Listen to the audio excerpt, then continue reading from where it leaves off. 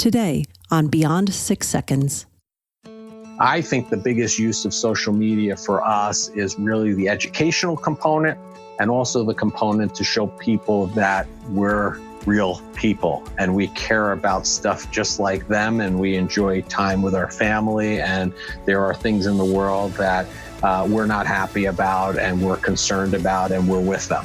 Welcome to Beyond 6 Seconds, the podcast that goes beyond the 6-second first impression to share the extraordinary stories and achievements of everyday people. I'm your host, Carolyn Keel. On today's episode, I'm speaking with Larry Sprung, the president and founder of Mitlin Financial, Inc. He entered the financial industry in 1996 and continues to be inspired and energized by the challenge of helping his clients achieve and even surpass their financial goals. Larry is known as a devoted educator. He's a frequent speaker at industry conferences and regularly films the firm's Midland Minute, which provides information on relevant financial topics. Larry also serves on the national board of the American Foundation for Suicide Prevention, or AFSP. With his wife, Denise, he has raised more than $1 million for the organization through the Keith Milano Memorial Fund. The fund was created at AFSP in memory of Larry and Denise's brother-in-law and brother, respectively. Larry has been recognized as one of Long Island Business News's 40 Under 40, and his commentary is regularly featured in publications such as Long Island Business News, U.S. News and World Report, Newsday, Investopedia, Yahoo Finance, and NASDAQ's website. Larry, welcome to the podcast. Thank you for having me, Carolyn. It's a pleasure to be here. Yeah, wonderful to have you here today. So what inspired you to pursue a career in financial services? Yeah, so Carolyn, it really dates back to when I was a kid, when I was very young, around 12 years old. My mother at the time was diagnosed with breast cancer. Mm-hmm. And obviously that brings some challenges on a family. Not that we were poor, but it brings on challenges. So I watched my dad and the rest of my family struggle with dealing with a parent who has an illness, watching them deal with that and the bills and the financial situation that is incurred around that. And essentially, I watched that for a number of years, and it really built up a desire in me to get into a career where I could essentially help people who may be facing similar facts and circumstances, or at the very least, help people design and develop a game plan so that if bumps in the road come within their family, whether it be an illness, a loss of a job, a death, a disability, that they would be properly prepared, or better prepared, because you're never fully prepared for those situations, sure. But better prepared for those critical financial events in their life. And, that's where my desire to enter the wealth management field, I can look back and really distinctly remember that left an impression on me and really was the impetus for entering the wealth management field. All right, I see. Yeah, I feel like certainly even today that a real health crisis like that can really make an enormous financial hit on people's finances, is no matter how much you've saved or how much you're making. So I think it's really wonderful that you provide these services so that people can prepare to manage through those things financially. Yeah, like I said, it doesn't mitigate all the effects, but Sure. What I've found over the years is by having a proper plan in place, what it helps you do is be better prepared and maybe eliminate some of that ups and downs that you may see. Obviously, the emotional piece is still there. Sure. It's very difficult to work through that. That's a whole separate issue. But hopefully, if you can help them work through financial difficulties, it will help mitigate some of that and make it easier for the emotional piece. Sure, it's one less thing to have to worry and stress about if you've got that planning. Absolutely. Exactly. Sure. So you said you were young, about 12 years old, when your family was going through these health struggles. Did that continue throughout your childhood? Yes, I was about 12 years old when my mom was diagnosed, and roughly, I believe, right the day after my 23rd birthday was when we lost my mom. Wow. She had a very long struggle with the disease, was a fighter, and unfortunately lost her battle in 1997 with the disease. Oh, my goodness. I'm so sorry.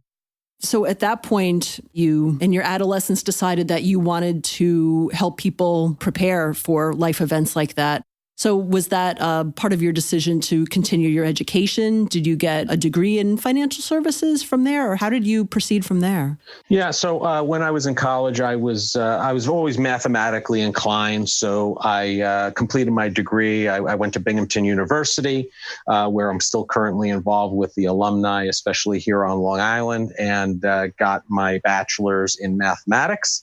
And while I was attending the school, I had performed an internship at the time, which was with Dean Witter, which is long gone. But, it really solidified my desire and my interest in the financial services field, and immediately entered the business when I left school back in 96. And you started working at, I think, some relatively large corporations for a few years when you first started out. Is that right? Well, when I first started out, I was at a couple of small firms. And then shortly after that, I was one of the youngest hires by Solomon Smith Barney. And from there, I moved on to Quick and Riley, which then got bought out by Fleet Bank, which got bought out by Bank of America, which is now Merrill Lynch. And that really was a very good learning experience for me to see financial services and wealth management from a large firm perspective. And again, I always take what I'm doing and learn from it and figure out what's best for myself, my clients, and situations. And the biggest thing I took from working at those large institutions was that I really needed to make a change to really be able to concentrate and help people. And that really led me to opening my own firm back in 2004. I see. So tell me more about what motivated you to start your own firm and what kind of factors went into that decision? Yeah, I think it was always a framework of when you're in large corporate environment, there's, a level of bureaucracy in every large organization. And really, I was also always somewhat entrepreneurial in nature. And it just seemed like the right time and the right fit to take my skills that I had learned and now translate it to my own practice. And what that allowed me to do was really, design a practice that was completely independent. We had no large parent company who was manufacturing or creating products or services or asking us or suggesting that we should do things in a certain way. It was just really to work with a client and do what's in their best interests, which was really appealing to me at that time. Right. That's great. So then what year was this that you'd made the decision to go off on your own and launch your own firm? Yeah, so that's a little bit of an interesting story to answer your question directly. That was back in 2004. And essentially, I started that process of making that transition probably about a year or a year and a half prior, with a launch date of October of 2004. And, all the plans were going well. And unfortunately, my family and we hit a roadblock in September of that year. And, as you mentioned in my bio, I'm involved with the American Foundation for Suicide Prevention. And the reason behind that is in September of 2004, we lost my brother-in-law, Keith, who died by suicide. And, obviously that was a very tragic and impactful event. And at that time, I recall sitting down with my wife and having a conversation with her, and basically to the effect of, hey, I know we've been planning for this, launch of the firm in October. What do you think? Should we, maybe hold off and postpone this so we could work through, what we need to work through due to Keith's passing?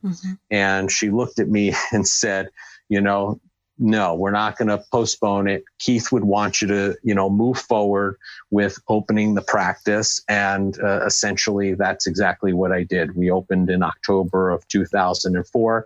And this past October celebrated our 14th anniversary. Wow. Yeah, I can imagine it's really difficult to kind of stay on that path after experiencing such a profound loss in your family. And was that the point that you became involved with the American Foundation for Suicide Prevention? Yeah. So after his passing, we immediately wanted to do something in his memory. And my wife and I had always been charitably inclined, obviously, because of my past with my mother passing from breast cancer. That was something that we had focused on. And, one of the things that really hit me hard was, I knew about mental illness and I knew about people with depression and struggles. I had never been touched by suicide in the past. And really, it never dawned on me that mental illness could possibly cause my brother-in-law to pass. It just never resonated with me. And then when it happened, it was like, we have to do something. So we got involved with a walk here on Long Island and we raised some money. And then the following year, the company that my brother-in-law worked for contacted us and suggested that we put a golf outing together. And that was really the impetus of starting to raise money. And basically over the next 10 plus years, we've raised in excess of $1 million for the American Foundation for Suicide Prevention. Wow, that's amazing. Is the golf outing an annual event, or do you do several other types of fundraising activities as well? Yeah, so the golf outing we had for 10 years, from about 2004 till 2014. And then we needed to try something new for a number of reasons. And my wife, Denise, is very involved in the romance book community, which I will tell you is an unbelievable community of people. And essentially, they knew about the cause and the Keith Milano Memorial Fund, and a number of authors. Actually, one author approached my wife and said, hey, during May, would you mind if I donated a portion of my proceeds to your brother's fund for Mental Health Awareness Month? And my wife was like, no, hey, we'd be more than happy to have you support us. Sure. And essentially, over the next several years, it kind of snowballed to the point where this year we had somewhere in the neighborhood of 42 authors who took a portion of their proceeds from their sales in the month of May and donated it to the Keith Milano Memorial Fund. And we raised close to $40,000 this year from that event alone. And it's something that has just taken a life of its own and has built and grown each year, and we're continuing to do it. And I cannot say enough about the romance author community. They are incredibly supportive and very generous. That's wonderful that you've found that community that's really, as you said, very supportive and generous. Yeah, that's really amazing. I'm amazed at the whole figure of raising up to $1 million. It's just a huge amount, and that's just an amazing accomplishment. So the Keith Milano Memorial Fund, does that go towards suicide prevention, or is it dedicated funds, or is it mainly to just support the ongoing work of the foundation? Sure. Great question. So what we do is we have an interesting relationship where we raise the money. It's housed in this fund, and then we work with the foundation to decide how those monies will be allocated. As a matter of fact, there was a press release put out by the American Foundation for Suicide Prevention announcing that the Keith Milano Memorial Fund, we released a significant donation to their campaign called the Seize the Awkward campaign. It's basically a very large campaign that's being held in conjunction with AFSP, the JED Foundation, and the Ad Council. And it's predominantly online. We're targeting, those folks who are on the internet, basically Facebook and Instagram and those areas. And it's a number of vignettes that are geared towards younger folks and basically encouraging them that if they see a situation in somebody that they know, to seize the awkward. It might be an awkward moment, but they should seize that moment, have a conversation with the other person, because it very well may save their life. And we released a significant donation to help fund that campaign. Wow. So is that a campaign where if people go on social media like Facebook and Instagram and search for it, is that something that they can find there now? It started in September, and it's been going heavily and will continue probably for the next year or so. Awesome. And will continue. If you Google Seize the Awkward, it will bring you right to that campaign. Obviously, there are advertisements and things of that nature that you will see on those social media mediums as well. I think it's really important to help people, as you said, seize the awkward and not be afraid to ask those questions if they feel like their friends are in danger of hurting themselves or if they're severely depressed, and just giving people the tools to reach out and open up those conversations and help their friends. I think that's important, because sometimes people just don't know what to say or they're afraid of being awkward. So that sounds like a great campaign. Absolutely. And, it's sometimes, or all the time, it's worth risking the relationship for the life, for sure. Absolutely. Now, you're also on the national board for AFSP, is that right? Correct. I actually have been on the board for several years. I will probably be renominated. My position is up for nomination again this year, and I'm being told I'm going to be renominated for another 3-year term. And I serve on the finance and the investment committee for the organization, and have been involved in the organization since we were about a $7 or $8 million nonprofit. And this year we just surpassed 30 million. And the organization is growing, which is a good news, bad news scenario. Hopefully one day in my lifetime, we will be put out of business because we'll figure out a way to solve what's going on in the brain and, really cure mental illness and depression. Wow, that's great. And initially, what was it that attracted you to the AFSP? I'm assuming that there's probably multiple charities that are working with mental health and suicide awareness and prevention. But what was it about the AFSP that was really powerful, that spoke to you of their mission? Yeah, I think the most important and the key component of AFSP over many of the other organizations out there is that they were founded, and still to today, based upon research. So a large majority of the monies that are raised go towards funding scientific research studies. And, I don't know that it was the case when I joined and got involved with them, but I can certainly say now, at this point, AFSP is the leader in suicide prevention. They are the organization that all of the other nonprofits in this space look to as a leader in the space, really. So I guess sometimes it's luck, sometimes it's seeing what the future is of the organization. But, the research piece was very key, and we really felt that they had a lot of the components that were in place that would be able to put them in a position to help a lot of people. And they have. That's awesome. Do AFSP and your firm, Midland Financial, ever work together? My wife and I, through my business, we made a commitment. There's a campaign right now that AFSP is undergoing called Project 2025. And the goal of that campaign is, our strategic goal is to lower the suicide rate by 20% by the year 2025. So we made a financial commitment over the next 5 years to make a significant donation to that project. So we do support them financially. My expertise and the expertise of the firm comes into play with the investment portfolio for AFSP. We will help act as a sounding board and help guide them with some of those decision-making processes. Obviously, we can't have a lot of direct involvement, like actually managing the money, because that would present a conflict of interest. So we rely on outside folks for that. And, our expertise is basically relied on to kind of keep some checks and balances on how things are done in that area. I see. So then I guess thinking about your clients for Midland Financial, what types of clients do you have? Are they all local to Long Island? How do you go out and find and build those relationships with new clients? Sure. Well, we are literally nationwide.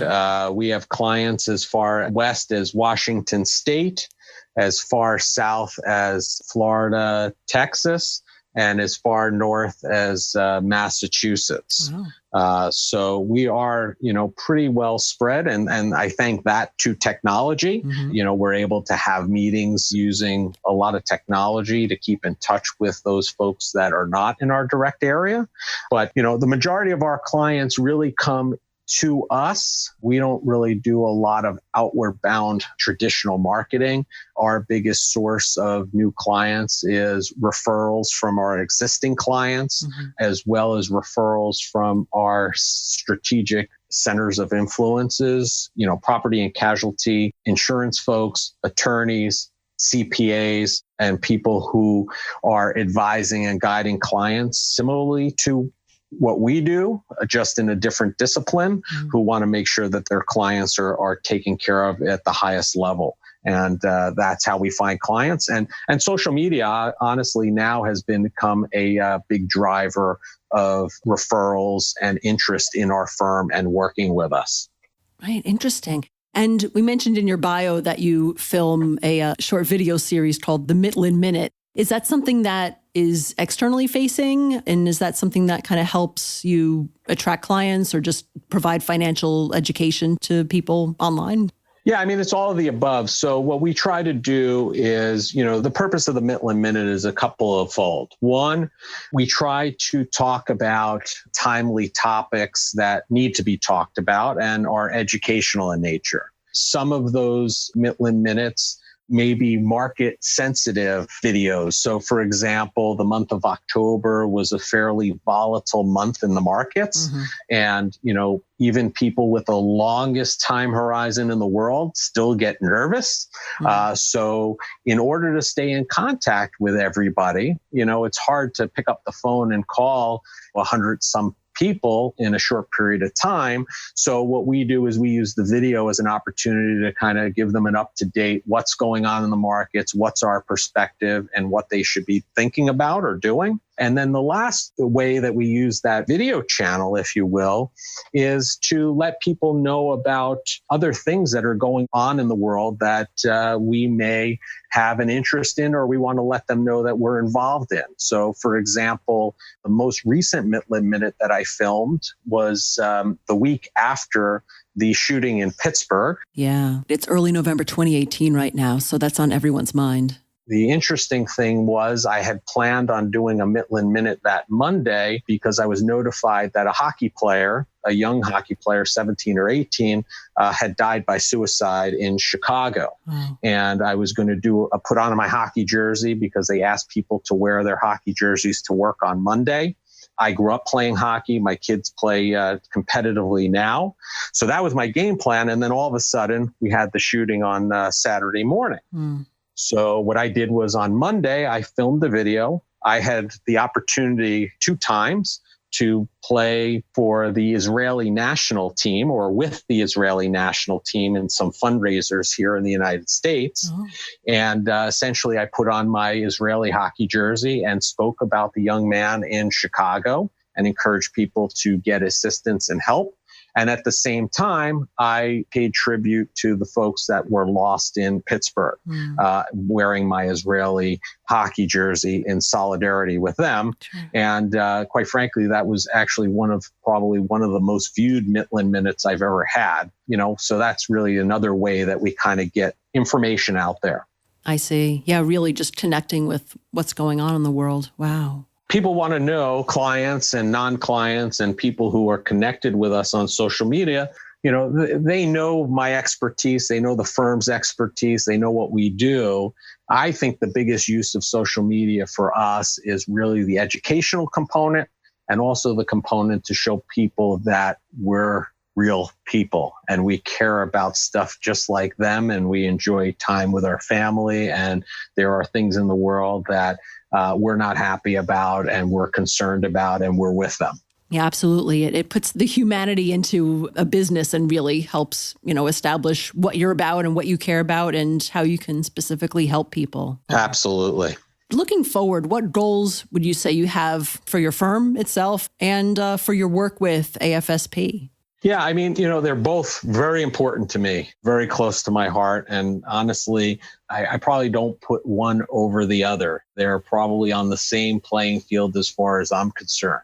So as far as my business and Mitlin Financial goes, we're looking to continue to attract and retain the right clients, people who are the right fit for us. and we're the right fit for them. That is the most important and really the cornerstone of our firm. We want people who are a good fit for us and we're a good fit for them, because we don't want to work with them for a short period of time. We want to work with them for generations to come. Mm-hmm. So our goal is to continue growing that, both from the client side and from our staffing and size of our firm, to continue to grow that. And, on the AFSP side, that's just as important. And really what we're looking to do there is to get out there this, our audacious goal of Project 2025. I mean, if we could really hit that goal and lower the suicide rate by 20% by the year 2025, that would have a huge impact. I will tell you, we're making a lot of strides in that area. We're getting people who normally would not reach out and ask for help. They are. Mm-hmm. We're making strides in that area, but we're not doing enough. And if we could really hit that number, I would be over the moon. Wonderful. If people want to learn more about Midland Financial or your work with AFSP, how should they get in touch with you, or what's the best place for them to learn about all of those things? You could always go to our website for the company, mitlinfinancial.com. It's MITLIN financial.com. Learn about the company and how we operate, and my contact information is on there.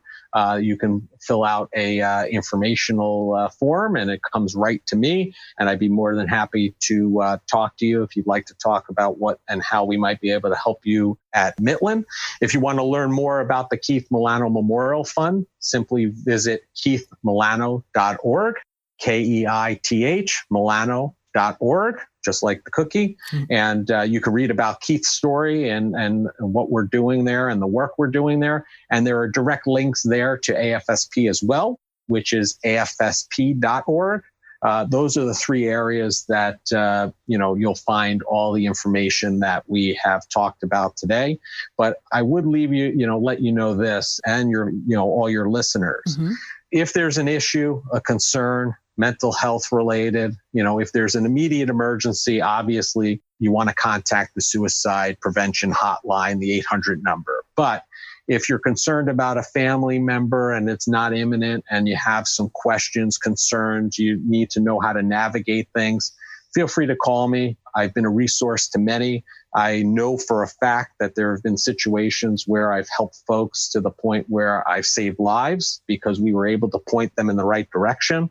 And if you're in an instance like that, feel free to contact me anytime, day or night. That's wonderful, Larry. Thank you so much. And what a great resource for people, both AFSP and your generous offer to be a direct help of people. Wonderful. Well, thank you so much for being a guest on my podcast. Really appreciate learning more about your story. And I'll put all of your contact information that you just mentioned into the show notes of the podcast so our listeners can find it there. And just want to thank you again. Thank you so much for being my guest today. Great, Carolyn. I really appreciate it. I thank you for your time. And I look forward to sharing this conversation with my entire social network because I know they'll find it valuable listening to you and the great questions that you asked. Fantastic. Thank you so much. Thanks for listening to Beyond 6 Seconds. Please help us spread the word about this podcast. Share it with a friend. Give us a shout out on your social media or write a review on Apple Podcasts or your favorite podcast player. You can find all of our episodes on our website, www.beyond6seconds.com. Until next time.